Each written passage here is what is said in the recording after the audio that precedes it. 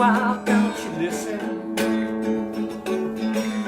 Then maybe you'll understand. That's okay if that's the way you feel. It's your prerogative to do exactly what you will. Now I'm left alone to spin, twisting the whirling wind. I hope someday to see you again.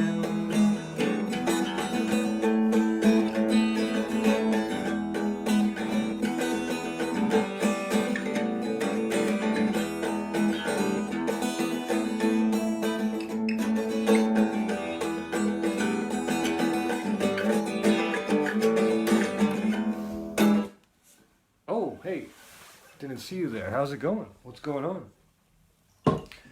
That was another original composition, just the beginning of it, part of it. Playing on this new Harley Benton Steel Traveler guitar. What do you think of the sound there? It's unique. It's not exactly like an acoustic. It's a little bit smaller. It reminds me, dare I say, a bit of a ukulele. But let me know what you think. Also getting used to it. New strings, kind of squeaky. Anyhow, called That's Okay. Wrote it years ago. Many years ago, in the 90s. And I'm working on another song from the 80s with this tricky little guitar riff that I'm not super familiar with. I mean, I must have heard the song hundreds of times, literally. 30 years ago, 40 years ago.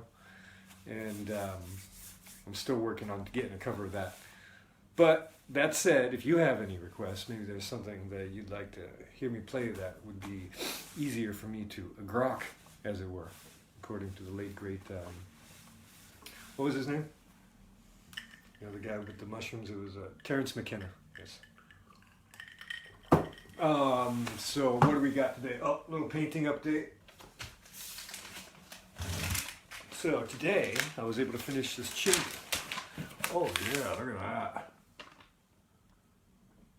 It's the second one right there. This one. So that's kind of fun.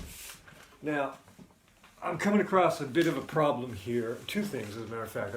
I usually paint in the middle of the afternoon, around 2 to 3 in the afternoon. But because of the seasons right now, the sun is right in front of the window. And the weather in Paris now is cloudy and then sunny and then cloudy and then sunny. So I have to constantly open and close the shades to get the right amount of light. Plus, the sunlight is shining right in my eyes at the angle at this time of day here as it passes. And also, as you may know, I'm using a computer to help me with the color picking. And I have one of those laptops with a really reflective, shiny screen. And so it's hard to even see what's on screen there. And here's the cat wanting to come in again. No. So I think I'm going to have to change my schedule, like maybe paint in the morning or in the afternoon. And also, let's see. So the surface is a bit slick. Even though this is paper, what I did was I hit it with some universal fixative here. And so what that did, see what I do is you can see some of the pencil lines here perhaps. And what I did was I went and did an underdrawing in pencil to begin with to serve as a guide to apply the acrylic paint afterwards. So what I did was I put on the pencil, maybe a bit of Posca as well. If you don't know what Posca is, it's these kind of paint pens. They're really cool. I really like them. But the thing is that the pencil, when you're painting along it, you know, you'll rub it off with the heel of your palm of your hand. So I sprayed some fixative on there to fix it, but I think I may have gone a little bit too hard, a little bit too thick on certain parts because it's a really slick surface. It's not absorbing super well, so I have to go over it with a layer of acrylic, then come and hit it again with another layer of acrylic pigment to get a nice even tone there, so that the paint lays flat and more opaque. But so my suggestion would be, to put in the sky, what I did was I brushed it through there roughly, and then as you can see, I have to reclaim part of the contours here. And so that's also another reason that I hit it with another layer of universal fixative, because using this method, this sort of homemade mimeograph paper, I trace the contours onto the canvas with a pencil, and it leaves the graphite traces there, and then I have to fix it again. And so I think that's why I went a little bit too thick. So my suggestion would be, don't go too thick. And and also the Posca, this is another handy tip, is that this tends to pick up the graphite and seize the felt tip. So these are a few bucks each, and so it's a better idea to be able to use them, but instead of freezing up the tip. And another astuce, another handy tip is that if you have calluses on your heels and you don't have a sanding pumice, a steel file comes in handy, does the job, works like a charm. So what else is there? Oh yeah, okay, so this is the last day. Okay, we have a free giveaway. This is the last day for a chance for you to win a free t-shirt, Dusk Till Dawn t-shirt. It's called Dusk Till Dawn is the name of the design.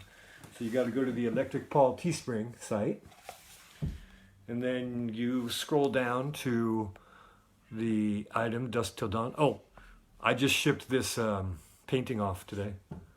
This is a pillow version of the painting, so that's kind of fun. So the pillow's available, but the painting is sold. It's on its way to the United States of America. I don't know whether it got its shots or not, but there's pillows still available, and you can poke those with whatever you like. But the idea being is that you go to the Electric Paul website. Let's see if it's going to load here. Yes, it is. It's loading, and go down to the Dusk Till Dawn item right here. It comes in black and white. This is the black version. And if you would like one of these handsome t-shirts, there's plenty of there's plenty of styles, as you can see.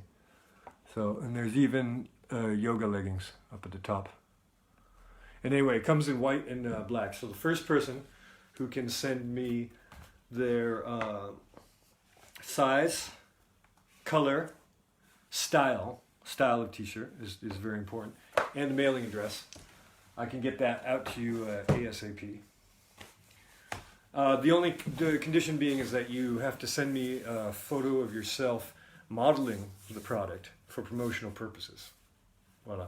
And if you don't send a photo, I'll think about it. I'll have to speak to your mother about it.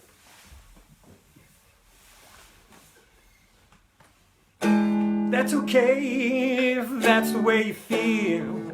It's your prerogative to do exactly as you will. Now I'm left alone to spin and twist in the whirling wind. I hope someday to see you again.